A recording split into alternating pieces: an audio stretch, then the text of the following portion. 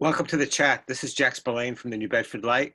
My guest today is City Councilor at Large Ian Abreu, and Ian is a fourth-term councilor. He's the recently former council president, and he is known as one of the most outgoing councilors. Very gregarious guy, generally always willing to talk to the press. Ian is a prolific fundraiser. He's raised almost $80,000 since he's been on the council, and he's talked about it as a candidate for state rep or mayor someday. Welcome, Ian. Delighted, Jack. Thanks for having me on. I know you and I were texting and calling back and forth for a while to do this. I'm glad we were able to finally make our schedules work to accommodate. Yes, you're one of the most active city councilors, I can say, and one of the power brokers on the council. So I was anxious to have you on, and I'm glad to have you here today. Delighted. So my first question, Ian, is what's the secret, in your opinion, to being a good councilor? You've topped the ballot twice now? 3 times. Okay. But who's counting? I'm kidding. Honestly, someone who's just open, transparent with the constituents. You got to be boots on the ground. You've got to return phone calls or emails or social media messages or texts in a somewhat expedited fashion. And you got to realize, especially when you're an at-large counselor, someone's concerns have to be your concerns, even though it doesn't maybe involve your neighborhood. You've got to be there, and you've got to be their eyes and ears. And if there's an issue that they need you to work on or to fix, they expect you to be their voice and fix that. So and address that issue. And I think I've done a pretty decent job in delivering a good service to the residents of the city of New Bedford, and I'm proud of my record of constituent service in that arena. I have to say you're very available. Some of the councilors can take a long time in returning calls, or maybe not even return them at all. What's your philosophy on returning calls?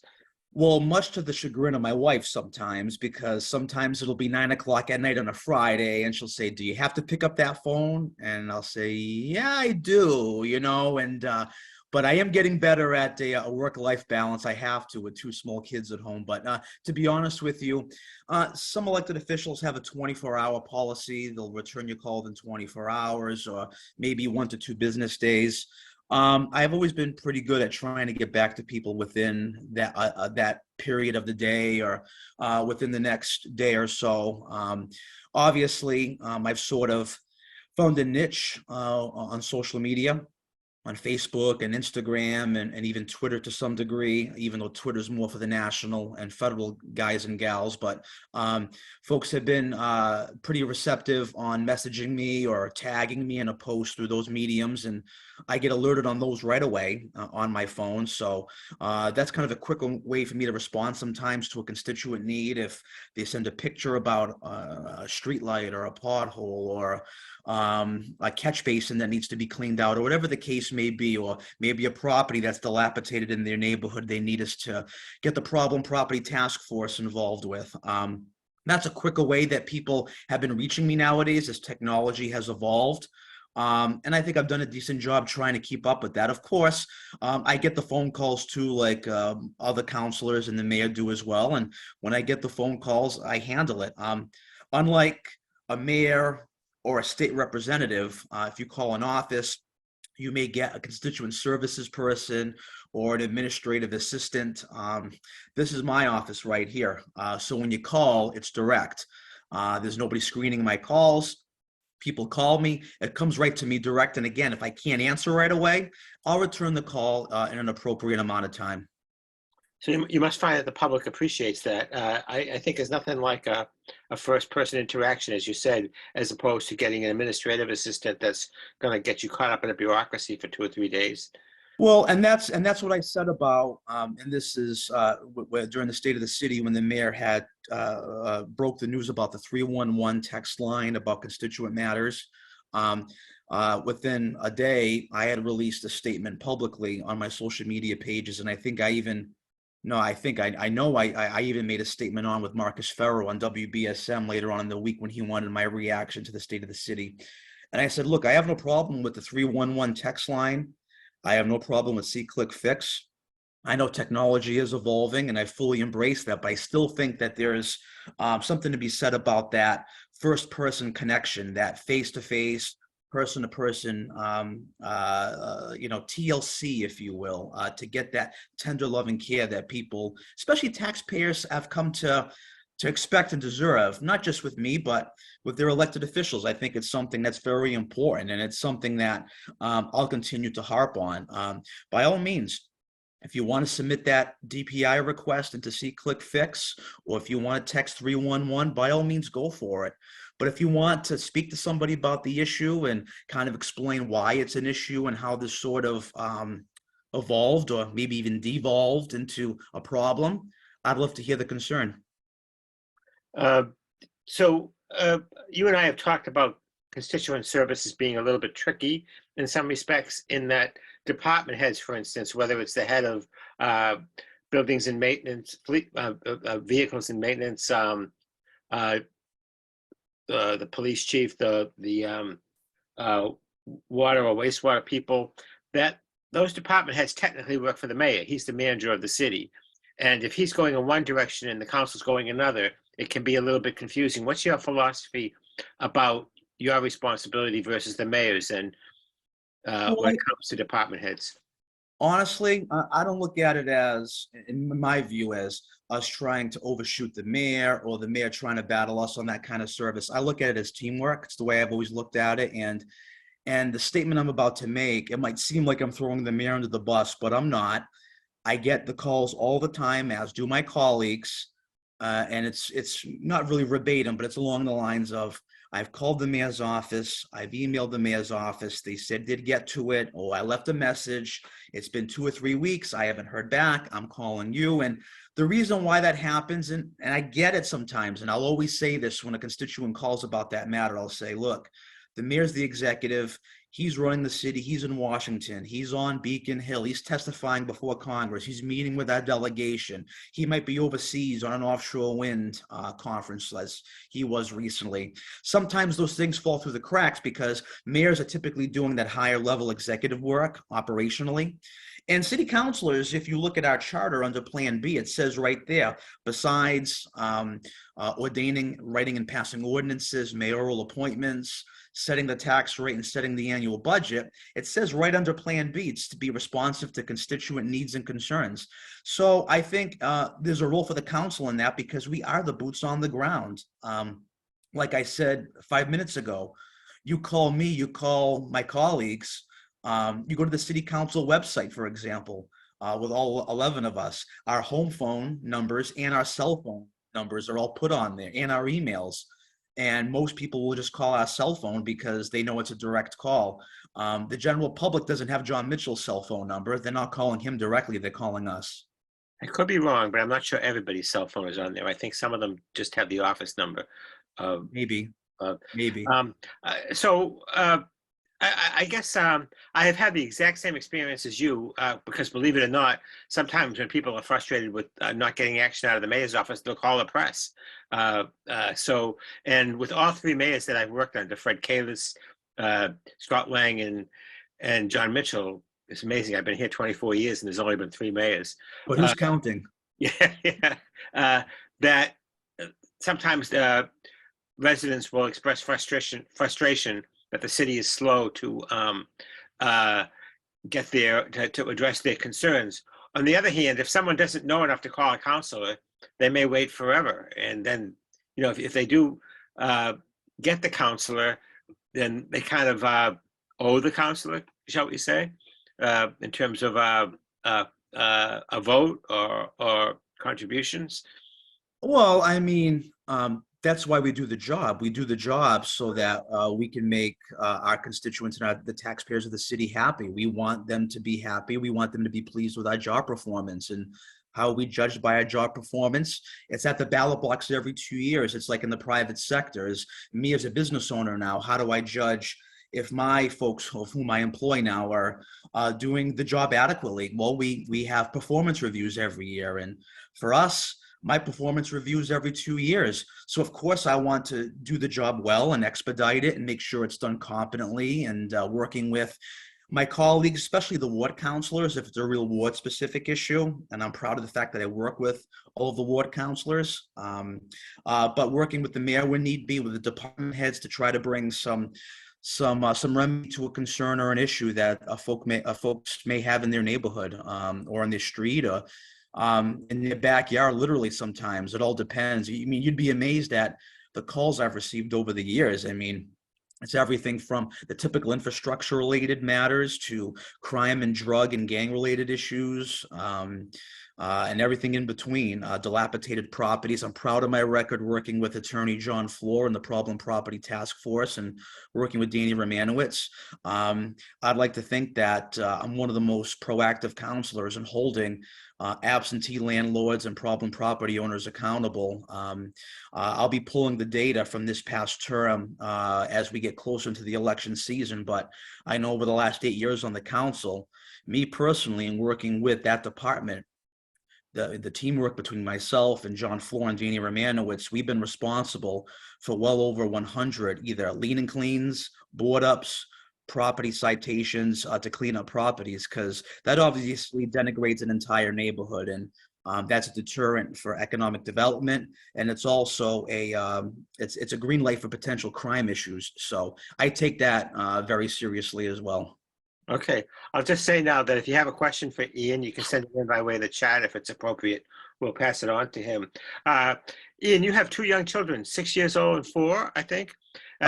6 and soon to be, or 7. She just turned 7, and my son is soon to be 3. All right. You're close, So- close. So that was pretty close from their pictures, I think. So Yeah. do you think that gives you a different experience than some of the more, I mean, generally people on the council are older. We have had a few councilors like yourself, young, Hugh Dunn, Ryan Pereira now, but Shane Burgo. But do you think that gives you a different perspective, having a young family on the council? It does in a John F. couple. Kennedy politician. It does in a couple of ways. One, I can definitely empathize more now from a parent's perspective when they're calling me about loud noises or crime or gang related issues in front of their home or in their neighborhood. Because I think, well, what if that were my child now not being able to play in their front yard or in their backyard because they're afraid there might be some type of unfortunate incident or incidences happening at any given time. So I think about it in that sense, but also too, having children have certainly matured me a lot, I think. When I first got on when I was campaigning in 2015 and I got on the council in 2016, my first year, my daughter wasn't born yet until May of that year. But if you look at some of the motions I was filing, the speeches I was making on the council floor those first couple of months, and you know, we see it with a lot of new councilors who come in. You want to make a name for yourself. You want to make a splash.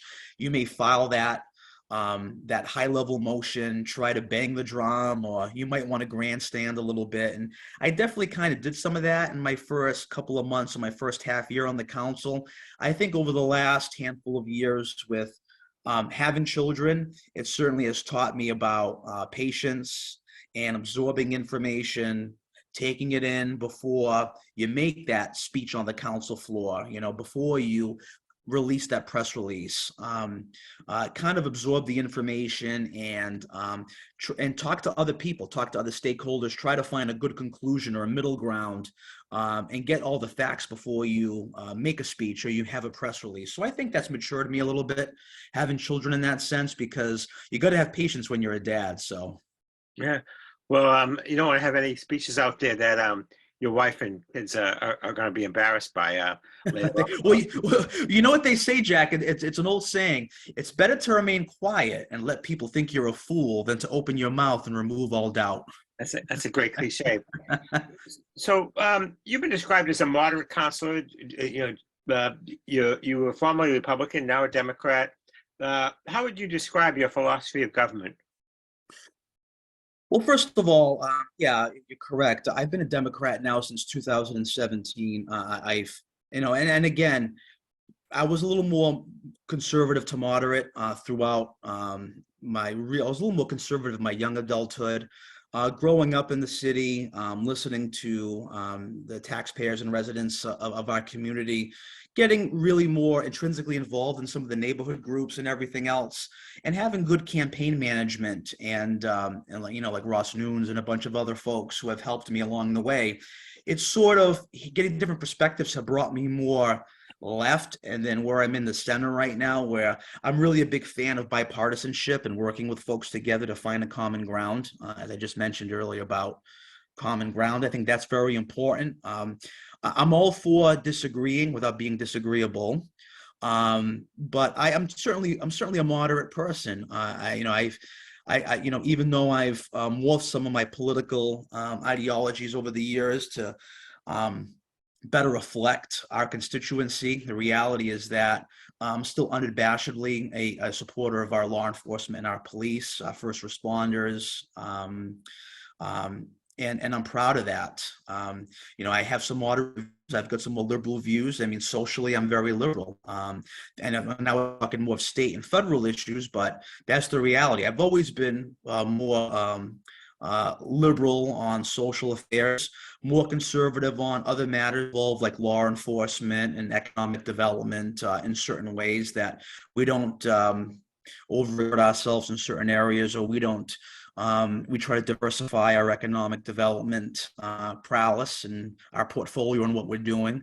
But, if you look at the council now, we have some Republicans, we have some Democrats who are a little more left-leaning than me. We've got some Republicans who are more right-leaning than me. But of course, as we all know, in municipal affairs in New Bedford, there's no R or a D next to your name. It's just your name and that's it. So I know Rhode Island is different, but here in Massachusetts, people just Yeah, vote on the candidate, not on the I ideology. think there may not be an R or a D next to your name, but your philosophy comes through, and people reflect the philosophy of their political background, and nothing wrong with that.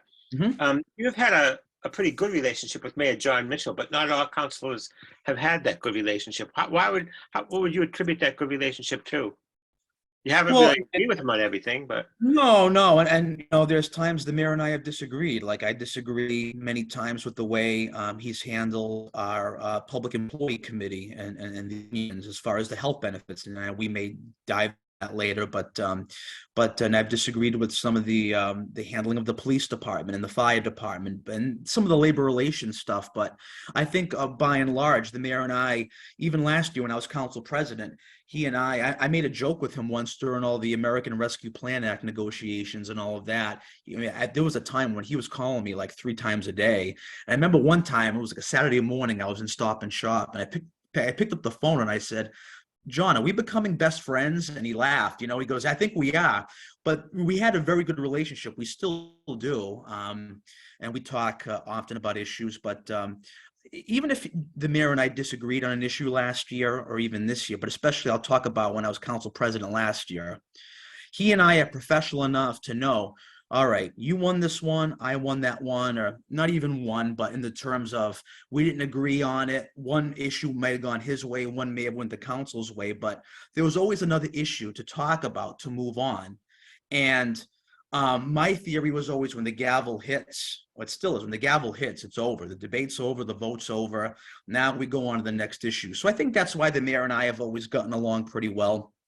Even last year, when he tried to bring the healthcare amendments before us again for the public employee unions, and I was the president, we had it before us. The council didn't take it up. And the mayor knew that the council didn't have an appetite for it. And we moved forward right after that. And we went on to the next issue. That's the way you've got to do it. It does no good to keep that bad blood going, because the next issue and the issue after that and subsequent issues and matters are just going to fall by the wayside. And who really suffers? Who suffers with the back and forth? It's the resident and the taxpayer, not Ian Abreu, not John Mitchell. It's the resident. yes, I agree with you on all of that. But I'm not sure that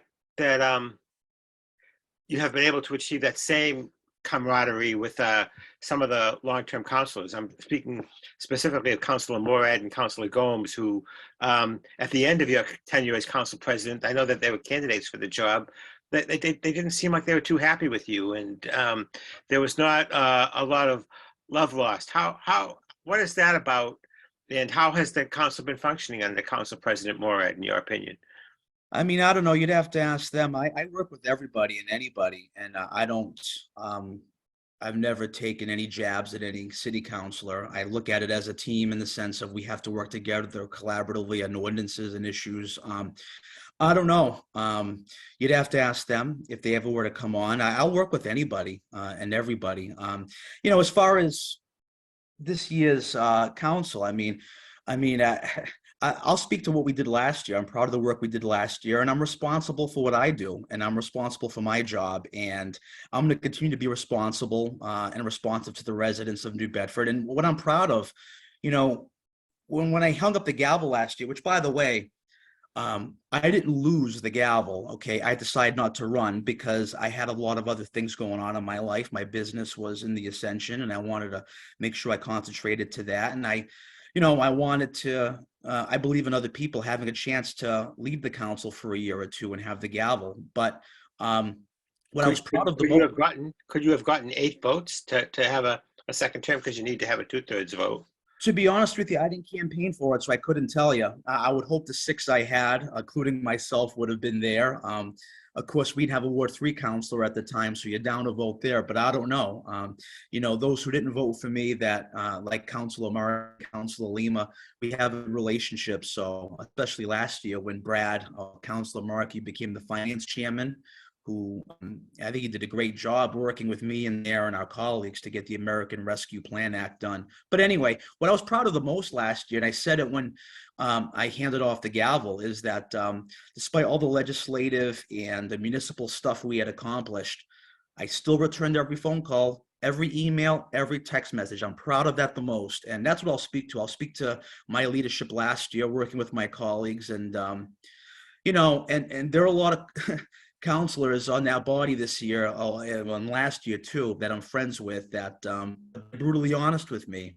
I wasn't doing my job, or they thought I was maybe too much, leaning with the mayor on issues or not representing the council.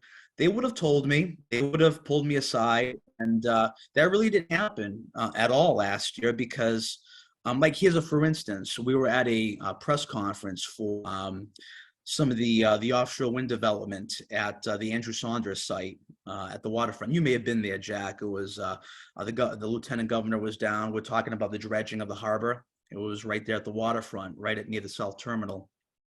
We were there. It was Councilor Pereira, a few councilors, and the mayor was there. And I think an issue had just happened with the council. There was a vote, and it got kind of hot and heavy, but you move on. We were there, and the mayor was acknowledging Tony Cabral. He acknowledged Chris Hendricks and a few others. He didn't acknowledge the council. And I don't know if that was an accident or not. It may have been. But immediately got up from where I was, and I whispered in his ear, hey, we're buying into this. We're supportive. Please acknowledge me and my colleagues. And I just did a second, firsthand, first nature. I just wanted to do it. And Councilor Pereira pulled me aside and he said, wow, thank you. Thank you for sticking up for us and doing that. That took guts because, you're here for us. You're on our team. I said, yes, of course.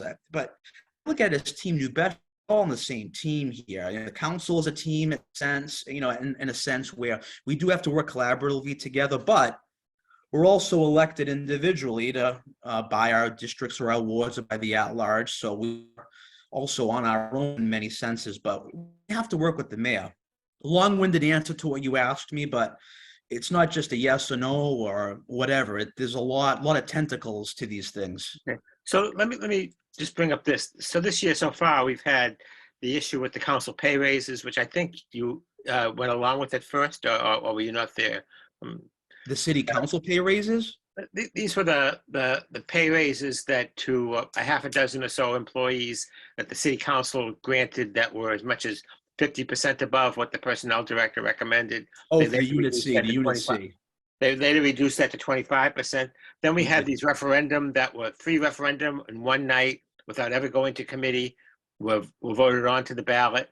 Later they were taken off the ballot by the same council. Now we have a petition being circulated to have term limits for councilors. Do you think the public is getting frustrated with the council, or is this petition just a minority of people? What do you think about all this? Well, we have 101,000 people in New Bedford, and if people aren't happy with our level of work, obviously, or anyone individually, the power's with the people. That might sound cliche, but it's the honest to God's truth.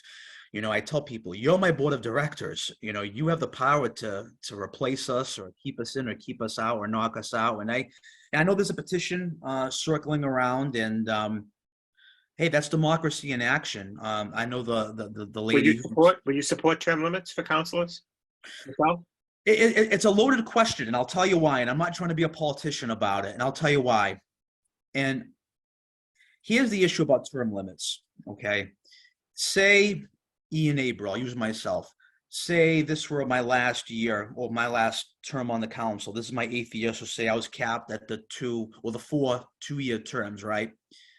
If there was an issue that we had to present to a department head, or if there was a matter we had to bring before the mayor an ordinance, or there was a real serious public safety concern, we wanted to go to the police chief. Hey, there's a real serious issue. We have to work on this.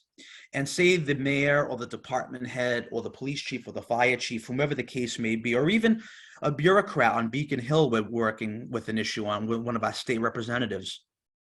If they didn't like us or didn't like the issue, they're going to drag their feet potentially. They're going to say, well, I'm going to wait this guy or this person out because they're out of here in a few months. It's an election year. They're termed out. If that bureaucrat knows that we're coming back and we're running, they may want to expedite a work on that problem to get the issue rectified for that constituency group. So I think that's a little bit of an issue. You may have bureaucrats who have guaranteed, they say when you're a state employee or a city employee, you're a kept person. So there may be a situation where they're waiting out a politician or an elected official to term out, and then the issue might just go away. So I have a concern about that because we want to make sure that we're holding bureaucrats accountable. Because I really, especially now as a small business owner, I really disdain big government bureaucracy. And now my more Republican side is coming out. You hear it, my more moderate to conservative side, but it's the truth. But here's now my more libertarian side of it. I do believe in the power of the people in that sense. And if we can get 3,100 signatures on the ballot, on the petition to get it on the ballot, if the people think that the council should be termed out, and if the people vote for that at the ballot box, because if the people submit it, if it gets on the ballot, it becomes a binding referendum, just like the mayoral 4-year term, the people mobilized on that, the people did that, then I'll respect the will of the voters. It wouldn't affect us and me because we'd be sort of grandfathered in. I know it'd be for people going forward. But that's the people. It would affect you going forward. Going forward, correct. Yeah, going forward, but not meaning, say, I ran for re-election. Say I got re-elected this year for council. Say if that referendum passed on the same ballot, it wouldn't punt me off. You know what I mean? So it would going forward. I'd be capped, but I wouldn't just be done because essentially you would say another issue that came up this morning. Here's another issue that came up this morning when I was filling in on WBSM, and it's been percolating in the background. The council evidently is removing some benches where the public could sit in the city council chambers. Anybody who's familiar with the city council chambers knows there's not that many places to sit, and many nights, depending on the issue, every single seat is taken. And now you're taking away benches, I understand, for a TV to go in there, but it seems to me that when the TV is not on, you could still have their benches. I know that there is an issue with one person who has been disruptive and who carries a sign criticizing the council president, but taking benches out of the council when there aren't that many seats to begin with, what is that all about? Honestly, you'd have to ask the council president on that one. Is it totally up to her discretion? Well, the council did vote last night to amend the rules that nobody could stand behind the podium, but that's because the smart board's going to be there. And if anybody's blocking that smart board for presentations, obviously, and to be honest with you, there's no presentation going on. Right. As far as the benches go, I mean, you're asking the wrong person on that. I mean, I know the council president has certain authority level. Like, for example, last year, the media table for over a year was missing from the council chamber. You may remember that. Some of your colleagues would tell you that the media table was gone. I put the media table back up last year because I think the media deserves to be there and they need to have a seat at that table instead of imagine someone like your colleague, Arthur Hirsch, trying to type on a laptop on his lap. That's just not realistic. Yeah. So I put that back up there. I remember the outlet, there was an electrical outlet, a plug on the floor there. That was plated up. We got that plate removed. So laptops could be plugged in. I'm not sure about the benches. I guess you can make the argument if someone is sitting there, maybe their head could be blocking the TV, but the TV is also a little bit higher. So I don't know. I'm not If this the year's TV is president. on, you can ask them to move if the council is not crowded. But I think taking on nights when a lot of the public wants to attend, taking the benches out seems to me to send the wrong signal. I know that I personally did not sit at the media table very often. Number one, because I'm a columnist now, and I felt that the reporters needed it more because I don't write right away. But the other reason I didn't tend to sit there, even when I was a reporter, was because one night one of the councilors criticized me for not taking notes when that counselor was talking, and I didn't think it was relevant to what I was writing about, so I wasn't taking notes. And because the counselor was looking at me, I thought, you know what? At most chambers that you're in, you're behind the selectmen, or you're behind the council, you're behind the state legislators. I don't need to be there to be criticized Well, to be by a well, council. I meant to cut you off, but to be honest with you, and this is something maybe I should have worked with my colleagues on to commission a study when I was president last year, and maybe we can look at it in the future. I'm sure you've been to the Fall River City Council chambers. I like that setup better than ours. The dais and all the folks who are sitting there, all the counselors, they're all facing the audience. They're facing the audience chambers. So there's no issue about, because our backs are to people, and you never know, obviously, in this day and age. But now you're facing everybody. The entrance door is right there, and the media table is off to the left there, right by where it's like a little media row they've got set up. And maybe we should have commissioned a study through our facilities and fleet management just to kind of see how we could have repurposed it, because we did dig up the carpet last year. We put new carpeting in, and we rewired all of the microphones and the outlets. Maybe we should have done that while we had the carpet ripped open. I don't know. I mean, there is some history to our chamber, and there's something to be said about not fixing fixing things for the sake of it, or removing things for the sake of it. But I've never been totally comfortable with me facing the dais and people sitting behind me, especially if there's a hot issue. I never feel threatened. I never feel like my safety's in jeopardy, but I would be more comfortable facing the people so I could see what's going on. Yeah, I mean, facing away from the people with the speaker or the council president is the way it's done in Congress or at the State House. It's not unusual.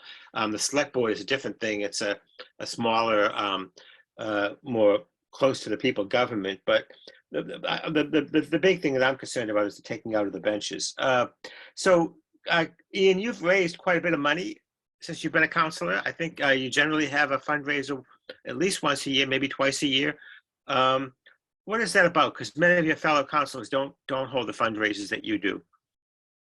Well, a lot of people in New Bedford, and not just New Bedford, the region, they support, they buy into my agenda. They buy into my boots on the ground, pro-business acumen agenda, and they like what I do. I have 2 events every year. I have a spring brunch, and I have a summer bash every year, and it's more like a party. People make the jokes that it reminds them of the old Mark Montigny Smuggler's Den events from back in the day. That's a little bit young for me. I don't remember those, but I guess those would bring a lot of people out, and ours have been great. We've had good turnouts, and what I'm proud of the most about my events is that they're kid friendly.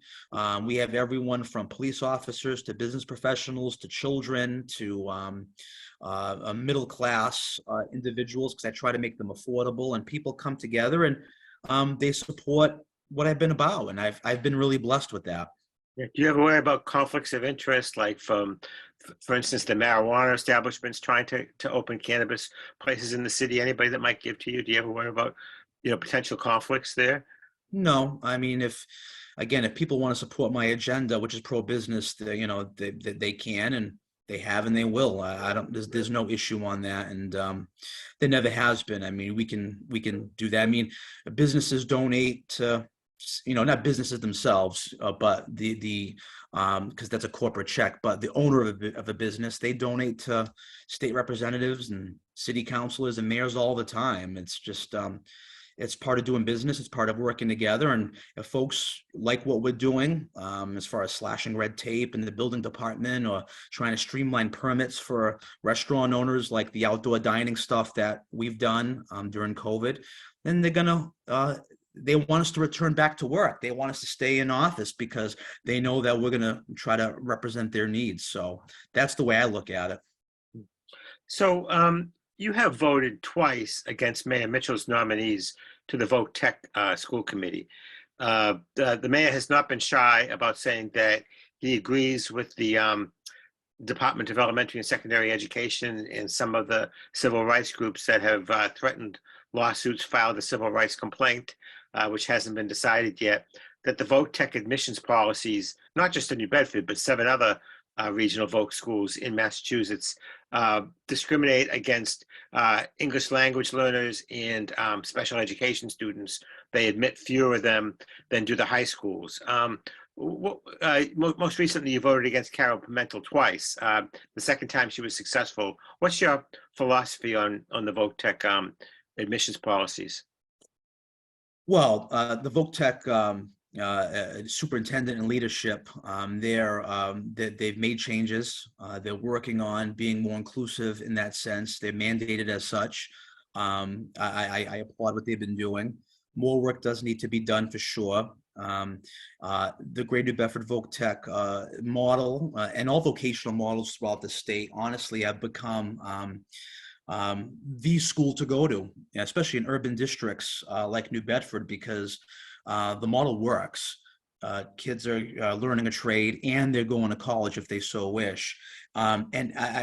It's the work that New Bedford High School had done over the last 10 years with the NAF Academies, the National Academy Foundation, to sort of compete with that.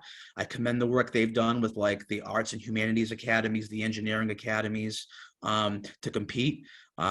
They've done some good work, but more work lies ahead. It's sort of kind of stalled out, but they need to do a better job with competing with the Voc Tech model. But I think that Mr. Watson and his leadership have done a decent job in trying to fix some of the issues that we've seen here, and he's been totally transparent in this. And I've been in touch with him. My colleagues have as well. In fact, he's invited the council to go on a tour of the school and see what's going on and listen to his agenda and what's going on. As far as the Carol Pimentel issue, it was nothing to do with her personally. As I said in my statement when I released it after the vote, and again, I think I was on with Marcus, or it may have been Barry Richard the next day or a few days after.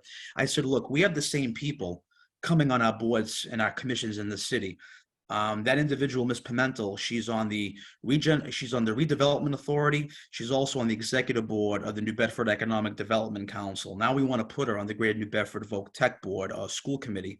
I think personally, we need to do a better job and a more concerted effort to get stakeholders to want to apply for boards and commissions. We're seeing a lot of the same names come up again and again and again. Look at all the chairmen of all these boards. Look at all the executive committees of all these boards. We have 101,000 people in the city, Jack. I mean, we need to try to reach out. And again, put it this way, and I'll make my point. I'm sure you have a counter. No filibustering here. No, I'm not. But let me make my last point here, and then I'm sure you'll counter. Have you ever seen, and you're in the media, do you ever see press releases or posts or videos on New Bedford Cable Access or on WBSM saying, hey, we've got an opening on the park board, the conservation commission, the planning board? No, you never see that. It's always the same story. They come before us and we'll say, how'd you find out about it? Well, the administration asked us to serve, which is fine. But it's the administration, whomever it is. It's not John Mitchell. It could be any man. They're picking and choosing.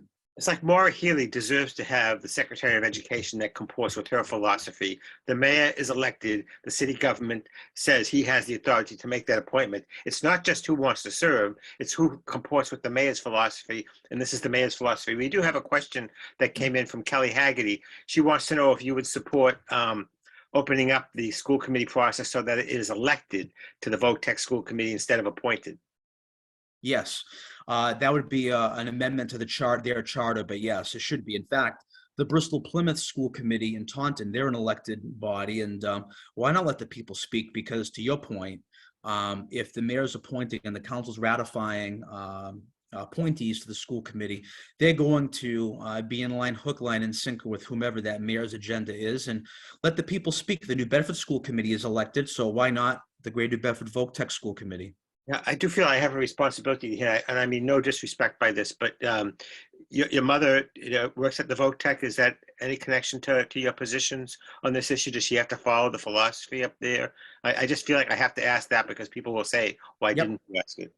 No, no. I to be truthful with you, I don't even talk to my mother about Voc Tech issues, because of that. You know, she has her opinion, I have mine, and if you look at my mother's Facebook page and you look at mine, she's way more conservative than I am, Jack. I mean, Okay. she's sharing Trump memes and all kinds of stuff. You know that I don't subscribe to that, my friend. You know, No, so no, we're not responsible for our relatives. I just felt that people would ask me if I didn't that's ask the fine. question. So, No, so no, that's fine. No, and for the record, I love my mom. Okay, she's the best person in the world. But her and I politically, you know, we agree on the labor stuff. You know, she's very pro-union. Does the work she does with the Voc Tech Union with Serge Moniz and Kelly Haggerty and on them. But no, her and I don't jive politically. We'll leave it at that. okay. I'm not going to get Move on into to domestic healthcare. squabbles here. All right. I'm not trying to cause any family squabbles. No, please. Let's move on to healthcare. The mayor 3 times has proposed that the city adopt Chapter 32B, sections 21 through 23, if I recall them correctly, that would allow an arbitrator to, when the unions and the city are at an impasse in their negotiations over healthcare, the arbitrator, a neutral arbitrator, I would say, would decide, and they usually split the difference. That arbitration process, in fact, is what happens on salaries. The unions go to arbitration on salaries. Why not have the unions go to arbitration on healthcare? The mayor has put this before the council 3 times, and what he says is what is happening is the council is siding with the city employees. So the portion of the city budget that is composed of healthcare and pensions is getting bigger and bigger, and the portion of the city budget that is for things like fixing the roads, running the police department, running the fire department is getting smaller and smaller.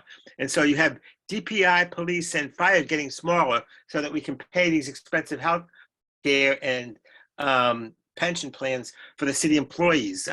Does he not have a legitimate point? Well, wow, that's a lot to digest, but I I thought it was disagree. pretty clear. That was good. No, that's good. And let me filibuster, okay? I need at least 3 minutes to unravel all that and do my thing. Who said I grandstand? No, I'm just kidding. I disagree with the point about us having a hard time with fire and police departments being tightened as far as staffing goes because of this. I mean, you look at our fire department, it's fully staffed, fully funded. Our police department, we're obviously about 50 officers short. That's akin to a lot of things, policing issues, the salaries that are not comparable in other communities, and there are a whole lot of other issues, and the mayor addressed that somewhat with the recruitment credits, not the retention. There's no retention in that, but recruitment. But anyway, that's a whole other issue. I don't want to get down that rabbit hole. But as far as the Public Employees Committee and the healthcare goes, why don't we put cops and firefighters to the side for a minute? Let's talk about the paraprofessionals, the lunch lady. How about the retiree surviving on $20 some odd thousand a year? Here in New Bedford, okay, we're a pro-labor city. Okay, we are a working class town that understands the right to collective bargain, the right to negotiate, and the right to be bipartisan and get to the table. The reality is that, and I believe you may have seen the press release that the Public Employee Committee had put out a few weeks ago, but when the city and the Public Employee Committee come to the table together, there are significant savings to the taxpayer, and we've seen that. We've seen it time and time again. For example, in 2020, and it became effective in 2021, the Public Employee Committee and the city modified its agreement to allow the city to implement the Medicare buy-in program. It's administered by Blue Cross Blue Shield. The program has saved approximately over $1 million a year, and it allows our retirees in the lower cost area to get into that lower cost federal Medicare program. There's a lot of things going on. The deductibles have been changed and tweaked, and that has saved over $600,000 a year on average. The city increased the HMO emergency room co-payment just over 30%, and that has generated $115,000 extra in savings. So it's all added up. And the reality is this too. What I'm getting at is savings do occur when you get to the table, and the Public Employee Committee folks, Kevin Cormier, Tom Nickerson, Jeff Kamara, they all live in the city. They all live around here. So they pay taxes like you and me, Jack, and everybody else.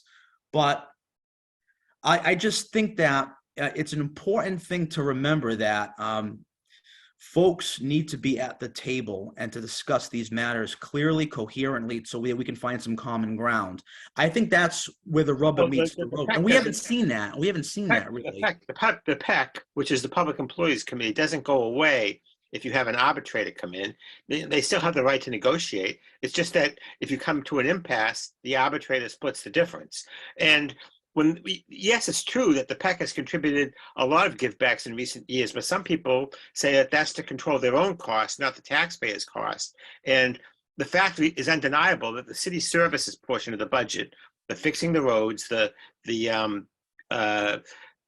police, the fire, the DPI, is getting smaller compared to the pensions and healthcare. So well, here's the thing with that, though. Other cities, by the way, Boston, Somerville, Lowell, Springfield, the largest cities that we're all somewhat comparable to because we're the sixth largest city in the state, none of them have adopted this, by the way. I know the mayor pushes the narrative of every city and town on the South Coast, with the exception of Westport, have adopted it. And he's not wrong. But I'm an evidence-based guy. I want to see proof. I want to see hard fact-based evidence where the savings of adopting 21 and 23, how that savings was passed on to the taxpayer. Because from talking to some people in government and other cities and towns, talking to other political analysts here in the state, they have all told me, and they're all separate people who don't even know each other, they've all told me that those savings that you get, or whatever little savings there are, all they do is just get shimmied onto other boondoggles in that city or town. That's all it is. So you take, say, $1 million here, you're going to put it towards something else. So it's still going to be a bang to the taxpayer. So that seems like a reasonable request to show me the numbers that it really does make savings. But the council didn't even ask to see the numbers. They wouldn't send it to committee. They voted, including yourself, they voted just to dismiss it. So your skepticism that the mayor is actually right, I understand that. I share that skepticism that it will save money. But the council refusing to even send it to committee and find out what the numbers are strikes me as we don't even want to be confused by the facts. If we have to choose between the taxpayers and the residents and the employees, we'll choose the employees.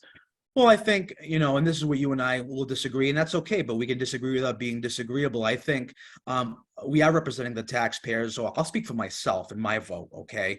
I think I'm representing the taxpayer in the sense of I want the taxpayer of New Bedford to get the best service. And, in a time where we're crunched to get police officers, to get city workers, to get people to want to come to the city because we barely pay a prevailing wage, tweaking the benefits package as we try to recruit and tune up our workforce, now is not the right time to do that. You can go on the city website right now. It's page after page after page. DPI, DFFM, New Bedford Police. We can go on and on and on. The school department. Now is not the time to tweak the benefits package, especially when we're so strung up trying to get good help. So what would you say is the biggest problem facing the city of New Bedford right now? What is the thing that both the councilor and the mayor need to address? I think public safety. We'll start with public safety. We've had a lot of shootings as of late. We've had a lot of concerns in our neighborhoods. There was an issue 3 days ago on Roosevelt Street in the South End. 7 cruisers blasted by me. I called the chief. And there was an issue regarding some potential gang violence right in that neighborhood. It's unacceptable. And with the weather turned and the weather and everything else starting to get nicer out, I'm very concerned about what we might be seeing here in New Bedford. I think some of the violence with gangs is coming to a head, which is unfortunate. And I think public safety, and again, us not being able to recruit and retain our talent is a big problem because we're undermanned, understaffed in the police department. The rank and file union, led by Evan Bielski, he'll tell you the same thing. They're taxed out and they're overwhelmed and they're tired. That's a problem as we try to make the city as safe as possible. And of course, that's intrinsically tied in with economic development. Folks don't want to economically develop and invest in a city where they feel the streets aren't safe, the police when the mayor says enough. So when the mayor points to FBI statistics and other national statistics that New Bedford is actually a relatively low crime rate, that has 2 or 3 murders a year, that there really isn't a lot of violent crime in the city, Is he lying, misleading? No, he's not lying. I just think that there's, data can be tweaked in many different ways. And I think a lot of crimes don't get reported. We look at the FBI hierarchy statistics, you could use that. So say there's a breaking and entering, and the breaking and entering results in a rape and then a murder. You count the murder, but you don't count the rape and the breaking and entering. So you can use the hierarchy statistics. You can tweak them any way you want. Look, I know the mayor wants to save city, and I get along with the mayor, and we all want to save city, but it's all tied in. If people don't think that there's enough, if we're not safe enough, they're not going to invest in the city of New Bedford. Period. End of story. Do you think the police department, in cooperation with the Mitchell administration, is tweaking the numbers so that they report some things, don't report other things to make themselves look good? Well, I can't say that. I know that in the past there were some allegations under the former chief that there was some of that, but I don't run with that because, again, as I talked about the healthcare, I run with proof. That's what I run with. I can't say whether or not that happened. I've heard rumors. I don't know. All I know is that there's a lot of crime in the city that happens that doesn't get reported. Not by the police department. I mean, people aren't calling the police when I say don't get reported. They're not saying, hey, there was a shooting in my neighborhood, if it's in a non-shot spotter area or anything like that. And that's obviously concerning to me. The other big issue too, obviously, and I know we're trying to rapid fire this. I know we're up against the clock. Housing is a tremendously important issue in the city. For me and for everybody. I'm proud of the work I had done last year as a council president to form the first ever Housing and Homeless Affairs Committee led by Shane Burgo, who still has that chairmanship. I'm glad that this year's president kept him on as the chairman of that committee. We have to address housing. I think we've done some good work with the American Rescue Act stuff we had passed last year to put some of those funds into like the 18 and Union project, the Holy Family, Holy Name project. You voted against rent stabilization, though. You didn't want to put that on the ballot. No, I don't support rent stabilization. It doesn't work anywhere. It's instituted. It's illegal under Mass General Law. We would need a home rule petition. The mayor wasn't going to sign it. The referendum and the ballot initiative would have been non-binding. So it wouldn't have gone anywhere. And the argument was, well, let's have a conversation. Well, we can have conversations without a non-binding referendum. And you know how you solve the housing crisis? You slash red tape. You get more developers in the city. You ease the permitting process. And the housing plan that Josh Amaral and the mayor have cooked up, I'll reserve my comment because the ink is still wet on that, but I think there's some good points in there that I support. Let me be clear. So you think public safety is a bigger problem in New Bedford than either housing or economic development of business? That if you have to rank them, the other problems, clearly you're saying that the other issues are problems too, but you think crime is the bigger problem. Yeah, if they're all intertwined, but yes, obviously, I would say public safety is my biggest concern right now here in the neighborhoods. And in public safety is a wide range. It's gang violence to properties next door that are dilapidated, to everything else in between. So it's the wide spectrum, but they're all mixed in. You can tie in the schools to all this and everything else. Yeah. Pension's supposed to increase 6% this year and 9% next year costs. Does the city have a problem? They say Mitchell, in his budget address to the council, said that New Bedford had the 7th worst record of the 351 cities and towns of Massachusetts in funding its pension. Is that a ticking time bomb for New Bedford? It could be, and this is where we need the mayor to work with our state delegation and all of us to figure out a creative solution to work on this problem. I know that he and the state delegation don't see eye to eye all the time, but this is certainly a beat, and I'm not passing the buck because we all have to work together, but this is certainly a matter that belongs with us and with Beacon Hill and the retirement board to figure out a creative solution going forward. And I'm all ears, and I'm eager, ready, willing, and able to come to the table on this matter because it could be a ticking time bomb for sure. Well, Councilor Abreu, you've taken all my best hardball questions, so I appreciate that. I know it's a lot of folks don't want to come on to face the firing line, and you did, so I appreciate that. I just have one more question, and that would be, when would you like to announce your campaign for mayor? Would you like to do it right now? Good things come to those who wait. No, I'm just playing around. I've made no bones, I've made no bones about it, and I'm not shy of it. And yeah, I think you put it in your little preamble write-up about me. I certainly would consider running for mayor or state representative of the 13th Bristol District when the opportunity presents itself. Like anything in life, it's about timing. Right now, I'm focused on being a great counselor, being a business owner and a small business professional, and my family. I'm focused on that right now. I am running for re-election as a New Bedford City Councilor at large at this point. Obviously, I reserve the right between now and July 28th to change my mind if something were to happen, something dramatic, one way or the other. But I've been blessed, honestly. But I have taken out papers for re-election as a counselor at large at this time. But again, you never know what's going to happen. But I do enjoy the job. It sounds like you may, along with some other people, be waiting on the mayor's decision as to whether he's going to announce a re-election bid for a sixth term.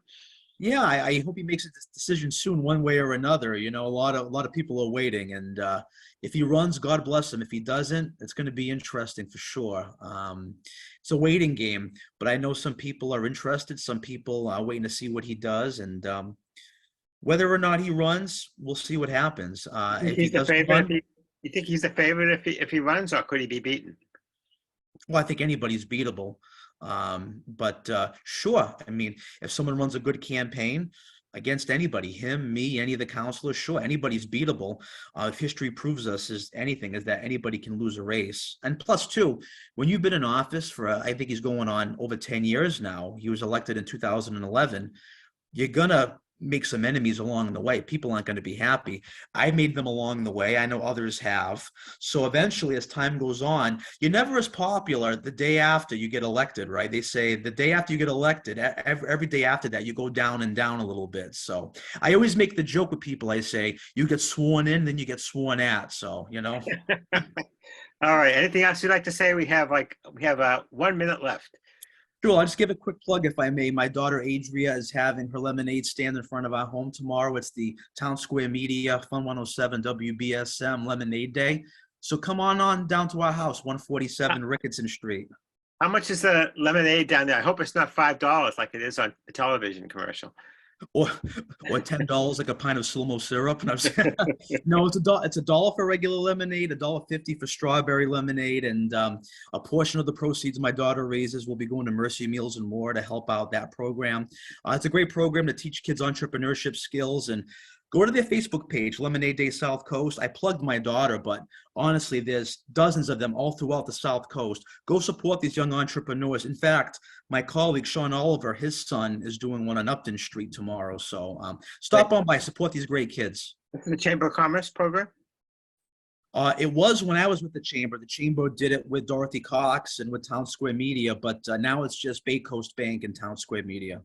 Very good. My guest for this hour of the chat has been Councilor at Large Ian Abreu. Thanks for being a guest in the chat, Ian. Thanks a bunch, Jack. Have a great weekend. You too.